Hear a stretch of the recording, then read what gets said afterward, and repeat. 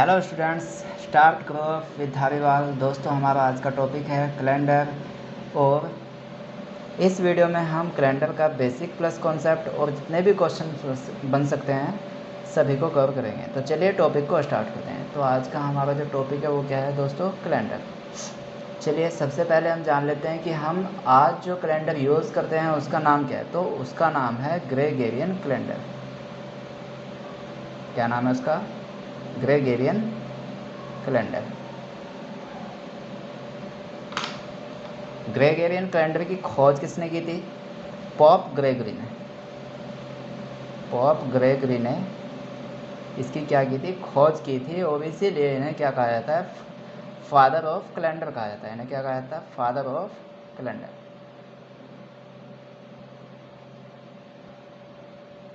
दोस्तों, इन्होंने ये जो कैलेंडर बनाया था ये 1582 में बनाया था। ठीक है। इससे पहले हम जो कैलेंडर यूज़ करते थे वो जूलियन कैलेंडर यूज़ करते थे। तो भाई जब हम जूलियन कैलेंडर यूज़ कर ही रहे थे तो इसमें ऐसी क्या दिक्कत आई जूलियन कैलेंडर में कि हमें क्या लाना पड़ा?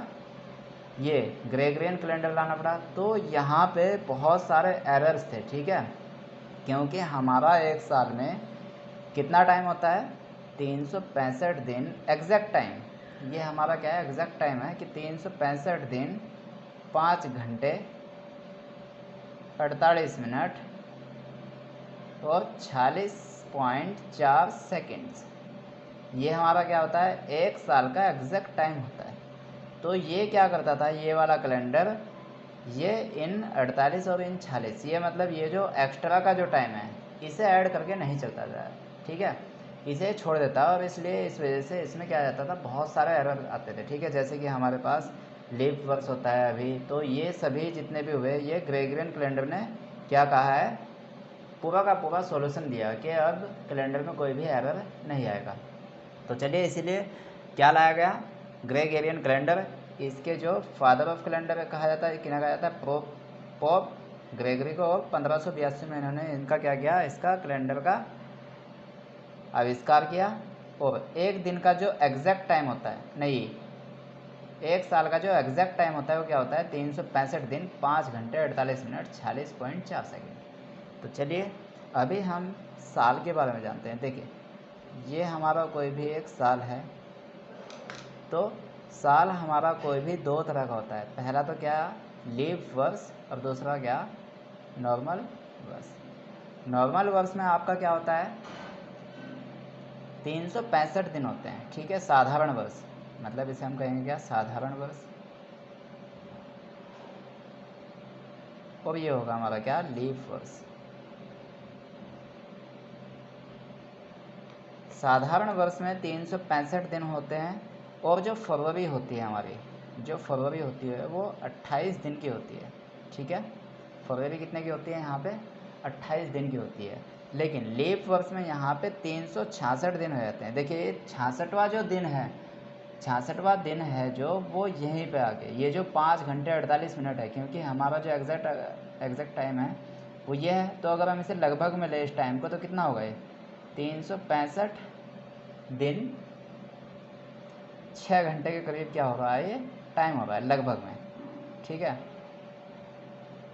तो देखो यहाँ पे साधारण वर्ष तो हमने क्या ले लिया? 365 दिन का। तो ये जो एक्स्ट्रा के 6 घंटे होते हैं, ये एक्स्ट्रा के 6 घंटे 4 सालों में, कितने साल में?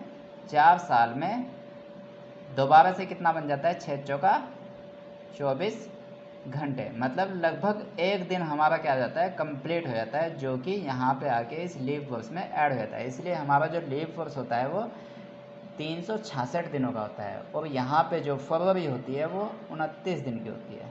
ठीक है दोस्तों, यहाँ तक अगर आपको समझ में आ गया हो तो हम आगे बढ़ते हैं। तो चलिए अब हम नॉर्मल ईयर और लीप वर्ष के बारे में थोड़ा सा और जानते हैं। देखिए, लीप वर्ष, साधारण वर्ष तो आपका वो होता है। चलिए देखते हैं कि नॉर्मल ईयर और लीप वर्ष को हम कैसे पहचानते हैं। इनकी पहचान करना सीखना है। देखिए, यहाँ पे हमें क्या करना है? अगर लीप वर्ष का पता करना है, ठीक है, तो कोई भी साल ले लो। जैसे कि हमने ले लिया यहाँ पे 2015। तो 2015 को, क्योंकि जो हमारा लीप वर्ष होता है वो ज़्यादा से ज़्यादा, मतलब जो सिंपल वे में होता है वो 4 साल के बाद क्या होता है? रिपीट होता है। ठीक है, कितने साल के बाद? 4 साल के बाद लीप वर्ष रिपीट होता है। तो इसलिए हम लीप वर्ष को जांचने के लिए लास्ट के किसी भी साल के लास्ट के 2 डिजिट को 4 से भाग करेंगे, और 4 से भाग करने पर क्या हो सकता है? देखिए, अगर हम किसी नंबर को 4 से डिवाइड करें तो हमारे जो रिमाइंडर्स हैं, हमारा जो शेषफल है वो क्या हो सकता है? हमारा जो शेषफल है वो क्या हो सकता है भाई? 1 हो सकता है, या फिर 2 हो सकता है, और 3 हो सकता है, और 0। देखिए, 4 तो कभी भी 4 के केस में रिमाइंडर नहीं होगा, क्योंकि 4 तो 4 को डिवाइड कर देगा। तो 0, 1, 2, 3 यही हमारे क्या हो सकते हैं? रिमाइंडर हो सकते हैं। अगर आपका रिमाइंडर 1 आता है तो तब भी आपका जो साल होगा वो कैसा होगा? एक नॉर्मल वर्ष होगा, एक साधारण वर्ष होगा। और अगर 2 आता है तो तब भी आपका साधारण वर्ष होगा, नॉर्मल ईयर होगा, ठीक है। और अगर आपका 3 आता है तो तब भी आपका क्या होगा? नॉर्मल ईयर ही होगा। लेकिन अगर आपका 0 आ जाए तो तब आपका जो वर्ष होगा वो कैसा होगा? लीप वर्ष होगा, ठीक है दोस्तों। तो लीप वर्ष और साधारण वर्ष को जांचने का जो तरीका है वो हम कैसे करेंगे? 4 से डिवाइड करेंगे किसी भी वर्ष के अंतिम 2 अंकों को, ठीक है। लेकिन in case of century year, क्योंकि ये तो एक साधारण वर्ष है, अगर आपका आ जाए कैसा? एक सेंचुरी ईयर आ जाए। सेंचुरी ईयर कैसा भाई? जैसे कि आपका 1400, 1200, 1300, इन्हें हम क्या बोलते हैं? Century year. मतलब जिनके पीछे में डबल जीरो होती है उसे हम क्या बोलते हैं? सेंचुरी ईयर्स बोलते हैं, ठीक है। तो अगर इस तरह का कोई साल आ जाए तो इस केस में हम क्या करेंगे? इस केस में हमें करना होगा कि ये जितना भी आया है इसे हम 400 से डिवाइड करेंगे, ठीक है। जो भी वर्ष है क्या होगा? उसे 400 से डिवाइड करना होगा। किस केस में? सेंचुरी केस में। अब देखते हैं, अगर 400 से भाई अगर हम डिवाइड कर रहे हैं किसी नंबर को तो हमारे जो रिमाइंडर आ सकते हैं ज़्यादा से ज़्यादा क्या क्या आ सकते हैं? देखो, अगर 400 को अगर हम 400 से अगर हम सेंचुरी वर्ष को डिवाइड करेंगे तो हमारी क्या आ सकती है भाई? 0 0 आ सकता है, ठीक है। या फिर क्या आ सकता है आपका? 100, 200, 300, 400 तो नहीं आएगा ना कभी भी, 400 नहीं आएगा कभी भी, ठीक है। तो हमारे ये संभावित क्या हो सकते हैं? रिमाइंडर्स हो सकते हैं। अगर आपकी 0 0 आई तो आपका हो जाएगा क्या? नॉर्मल वर्ष, ठीक है। और अगर इन तीनों में से अगर कोई भी क्या आता है? आपका रिमाइंडर आता है, ठीक है। अगर इनमें से कुछ भी रिमाइंडर आता है, मतलब रिमाइंडर का मतलब है आपका शेष। अगर शेषफल क्या बचता है आपका? 0 0, 100, 200, 300, ठीक है। तो हमारा जो साल होगा वो कैसा होगा? नॉर्मल वर्ष, ठीक है। चलो करके देखते हैं। हमने मान लिया कि हमारा यहाँ पे 2015 है और हमें चेक करना है कि ये आपका एक नॉर्मल वर्ष है या नहीं है, ठीक है। तो हमने लास्ट की 2 डिजिट उठाई, क्या हो गया ये? 15, और 15 को 4 से क्या किया? डिवाइड। तो 4 तिया 12, 3 ही बार चलेगा टेबल। तो शेषफल कितना बचेगा भाई? यहाँ पे हमारा 3 बच जाएगा। तो 3 हमारा शेषफल हो गया। अगर 3 शेषफल है तो इस केस में हमारा जो साल होगा वो कैसा होगा? नॉर्मल ईयर, ठीक है। चलो अभी एक साल और ले लेते हैं हम, कोई भी 2014। तो 2014 को हमने किससे डिवाइड करना है? 4 से, ठीक है। तो 4 से हम जैसे इसे डिवाइड करेंगे तो कितना बचेगा यहाँ पे? 14 को जब हम 4 से डिवाइड करेंगे, चलो करके देख लेते हैं ऐसे। वैसे तो यहाँ पे 2 रिमाइंडर बचेगा, लेकिन करके सीखते हैं। तो 4 तिया 12, तो यहाँ पे रिमाइंडर कितना हो जाएगा आपका? शेषफल 2 हो जाएगा, ठीक है। शेषफल अगर हमारा 2 है तो तब भी हमारा कैसा होगा? साल एक नॉर्मल वर्ष होगा, ठीक है। और अगर हमारा साल कौन सा हो? 2012, क्या हो? 2012। तो 2012 में क्या है हमारा? लास्ट के 2 डिजिट 12 है। तो 12 को आप 4 से जब डिवाइड करोगे तो कितना बार चलेगा? 4 तिया 12। और इस केस में हमारा जो रिमाइंडर बचेगा, शेषफल बचेगा, वो कितना बचेगा? 0 बचेगा, ठीक है। शेषफल हमारा कितना बच गया यहाँ पे? 0। और अगर 0 शेषफल बच रहा है तो हमारा जो साल होगा वो कैसा होगा? एक लीप वर्ष होगा, ठीक है दोस्तों। चलिए आगे बढ़ते हैं। अब सेंचुरी वर्ष को डिवाइड करके देखते हैं। मैंने यहाँ पे 1300 ले लिया, ठीक है। तो 1300 को किससे डिवाइड करना है इस केस में? क्योंकि एक सेंचुरी वर्ष है तो इसे हम करेंगे 400 से डिवाइड, ठीक है। 400 से डिवाइड करने पर कितने बार चलेगा भाई? 400 तिया, तिया में चलेगा ना। 400 तिया कितना हो जाएगा भाई? 1200। और 1200 जब इसमें से 1300 में से जाएगा तो कितना बचेगा? 100। और 100 रिमाइंडर होने पर, 100 रिमाइंडर होने पर सेंचुरी वर्ष में, सेंचुरी वर्ष में 100 रिमाइंडर होने पर कैसा साल होगा आपका? नॉर्मल वर्ष होगा, ठीक है। कैसा साल होगा? नॉर्मल वर्ष होगा। और अगर आप उसी तरह से किसे काटते हो 1400 को, तो यहाँ पे 1400 को जब आप 400 से डिवाइड करोगे तो कितनी बार चलेगा, 3 बार ही चलेगा। और ये बचेगा आपका 400 तिया 1200 और रिमाइंडर बच जाएगा आपका 200। और रिमाइंडर अगर आपका 200 है तो तब भी आपका कैसा होगा साल, एक नॉर्मल वर्ष होगा। ठीक है। अब यहाँ पे हम काटते हैं किसे, डिवाइड करते हैं 1200 को। 1200 के केस में, या फिर आप ले लो यहाँ पे 1600 ले लो, चलो जो भी लेना है 16 से ले लो, तो ये हो जाएगा आपका 400 से डिवाइड होकर के 4 बार, 4 चौका 16। ठीक है। तो यहाँ पे रिमाइंडर क्या बचेगा हमारा, 0। और 0 रिमाइंडर होने पर सेंचुरी केस में क्या होगा हमारा, लीप वर्ष हो जाएगा। तो दोस्तों ये बात तो आपको समझ में आ गई होगी कि लीप वर्ष को और साधारण वर्ष को हम कैसे जांच करते हैं। ठीक है। चलिए अब हम इसके आगे समझते हैं। तो दोस्तों आप लीप वर्ष और साधारण वर्ष को पहचानना सीख चुके हैं। तो अब आपके लिए एक क्वेश्चन है कि बताइए कि यदि 1996 एक लीप वर्ष है तो 1700 लीप वर्ष क्यों नहीं है। तो देखिए इसका जो आंसर होगा, क्योंकि आपको ये तो पता है कि भाई जब आप इसे 4 से डिवाइड करोगे तो आपका क्या हो जाएगा, ये 0 रिमाइंडर आ जाएगा यहाँ पे, क्योंकि 24 चौका कितना होता है, 96 होता है, तो ये पूरा पूरा कट जाएगा, मतलब 96। ठीक है। और 0 रिमाइंडर हो जाएगा, तो इसलिए आपका ये नॉर्मल यानी कि लीप वर्ष हो जाएगा। ठीक है। क्योंकि 0 रिमाइंडर होगा तो आपका लीप वर्ष हो जाएगा। लेकिन 1700 के केस में, 1700 के केस में आपको इसे 400 से डिवाइड करना पड़ेगा। और 400 से डिवाइड करने पर क्या होगा, यहाँ पे 400 से जब आप इसे डिवाइड करोगे तो आपका जो रिमाइंडर बचेगा वो कितना बचेगा, 300 बचेगा। ठीक है। तो इस हिसाब से क्या हो जाएगा, ये एक लीप वर्ष नहीं होगा, नॉर्मल ईयर होगा, क्योंकि हम सेंचुरी वर्ष को क्या करते हैं, 400 से भाग करते हैं इस केस में, इसलिए ये क्या होगा, एक साधारण वर्ष होगा। वरना ये भी अगर इसे 4 से डिवाइड करें तो ये भी तो भैया आपका क्या होगा, एक लीप वर्ष बन जाएगा, लेकिन हम इसे ऐसा नहीं कर सकते। चलो अब समझते हैं इसका कॉन्सेप्ट कि हम इसे 400 से ही डिवाइड क्यों कर रहे हैं सेंचुरी वर्ष को। देखिए अभी अभी हमने एक चीज़ पढ़ी थी क्या, कि एक साल में, मतलब एक साल में 365 दिन, 5 घंटे 48 मिनट 46.4 सेकंड्स होते हैं। ठीक है। ये बात अभी अभी हमने पढ़ी थी कि आपका 365 दिन 5 घंटे 48 मिनट 46.4 सेकंड्स होते हैं। ठीक है। तो हमने अभी भी इसे क्या मानना था, हम इसे ये मान के चले थे कि 365 दिन के, एक साल में 365 दिन और 6 घंटे के लगभग। ठीक है। हम ये मान के चले थे। ये बात जब हमने मानी तो हमें पता है कि ये हर साल 6 घंटे आपके क्या हो जाएंगे 4 साल के बाद, मतलब 4 साल अगर इसमें हम क्या करते हैं, क्योंकि हर साल 6 घंटे हम छोड़ के चलते हैं किसमें, नॉर्मल वर्ष में। हम नॉर्मल वर्ष में 365 दिन लेते हैं और 6 घंटे छोड़ के चलते हैं।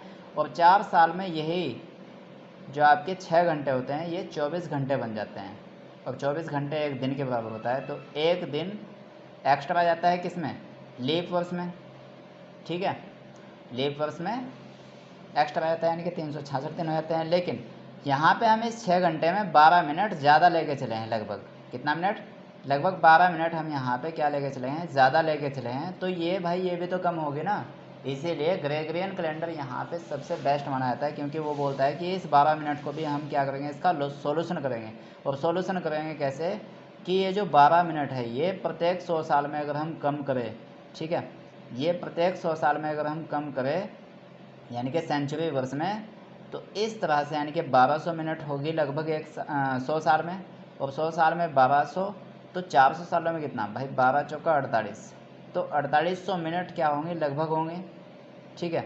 लगभग 4800 मिनट, वैसे मैंने यहाँ पे ज़्यादा ले लिया है, लगभग ये 11 मिनट के अप्रोक्स में होगा। ठीक है। 1100 मिनट, तो 11 चौका 44,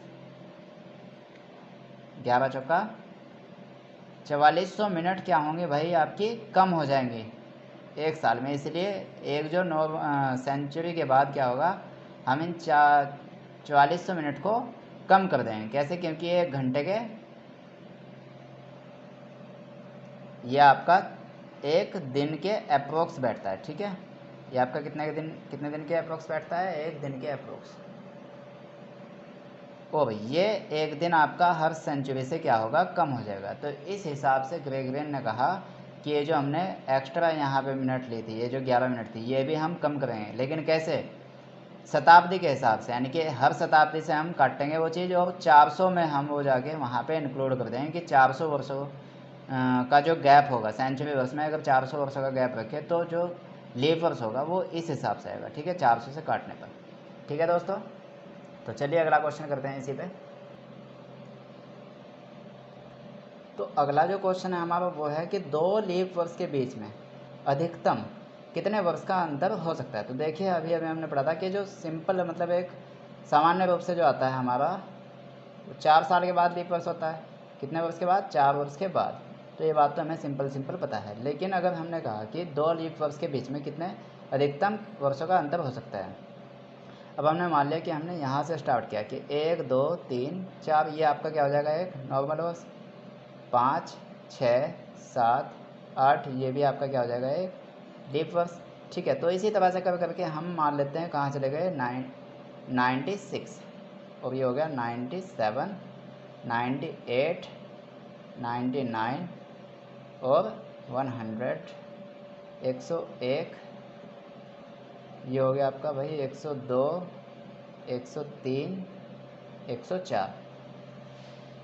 ठीक है, अब यहाँ पे देखो भाई 90, ये जो 96 है, अगर ये आप इसे 4 से क्या करोगे डिवाइड करोगे, ठीक है, तो 4 से पूरा डिवाइड हो जाएगा 96 क्या हो जाएगा आपका 4 से पूरा डिवाइड, क्योंकि 24 चौका कितना होता है 96 होता है। ठीक है, और यहाँ पे रिमाइंडर कैसा हो जाएगा 0, तो ये आपका कैसा होगा एक लीप वर्ष होगा।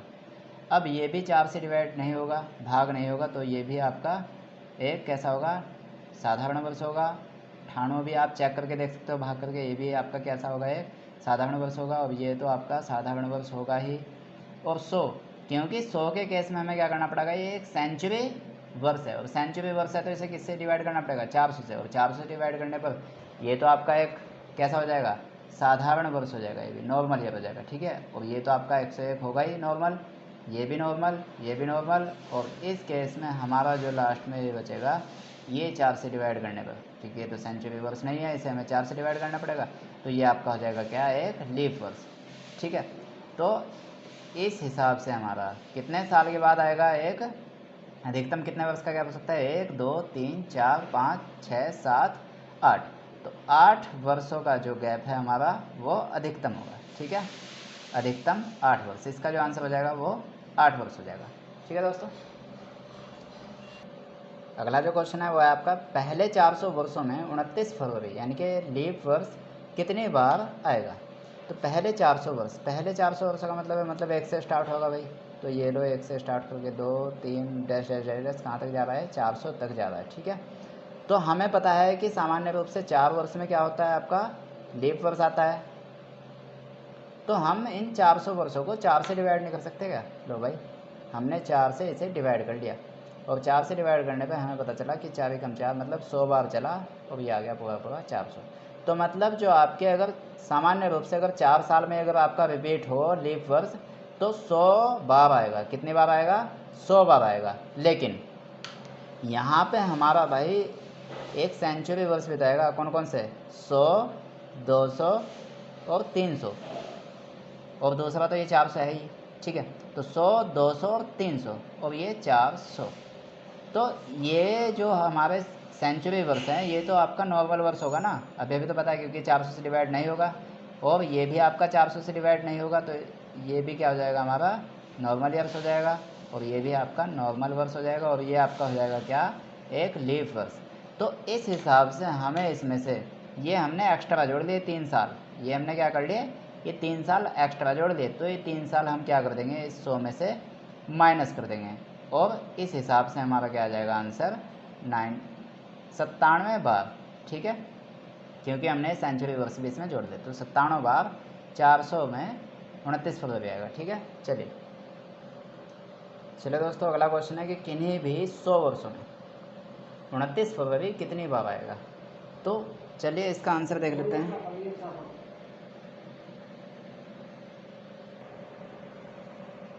दोस्तों यहाँ पे एक शब्द लिखा है क्या कि किन्हीं भी 100 वर्षों में, तो भाई किन्हीं भी 100 वर्षों का मतलब क्या हो सकता है कि मैंने मान लिया कि हमने भाई 1 2 3 4 5 आपने ले लिया 100 तक, अब एक का मन किया कि उसने कहा कि भाई हमें जब किन्हीं भी कहा है यहाँ पे, तो हम तो यहाँ पे वही साल लेंगे जो कि लीप वर्ष है। तो 4, 8, 12 डैश डैश डैश डैश इसी तरह करते उसने 100 साल अपने पूरे कर लिए।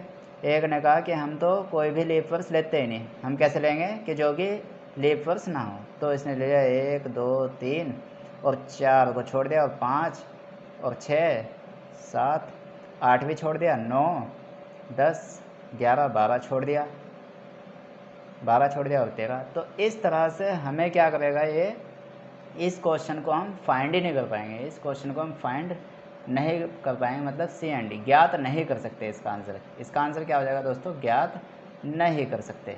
ठीक है, क्योंकि यहाँ पे शब्द कैसा है कि किन्हीं भी। चलो भाई, क्वेश्चन है आपका, किन्हीं भी लगातार 100 वर्षों में 29 फरवरी कितनी बार आएगा। तो देखिए यहाँ पे इस बार किन्हीं भी शब्द तो लगा है, लेकिन उसने कहा है कि लगातार होना चाहिए। मान लेते हैं आपको ना 1 से स्टार्ट करना है, और 1 से स्टार्ट करके आपको लगातार लेने हैं और 100 पूरे करने हैं उसमें, तो 1 से 100 तक ले लिए भाई। अब दूसरा है, उसने कहा कि भाई हम तो कहाँ से स्टार्ट करेंगे, 50 से स्टार्ट करेंगे, यानी कि 51 से। चलो तो 51 से अगर स्टार्ट करेंगे तो 52, और फिर उसके बाद कहाँ तक जाना पड़ेगा इसे, 150 तक। ठीक है, 100 साल पूरे हो गए, लगातार लेने हैं। तो इस केस में क्या होगा, यहाँ पे अगर हम ये ले एक कोई भी मतलब लगातार एक सीरीज़ ले लें, जैसे कि हमने ले लिया यहाँ पे 101 से कितना 200, या फिर हमने ले लिया कि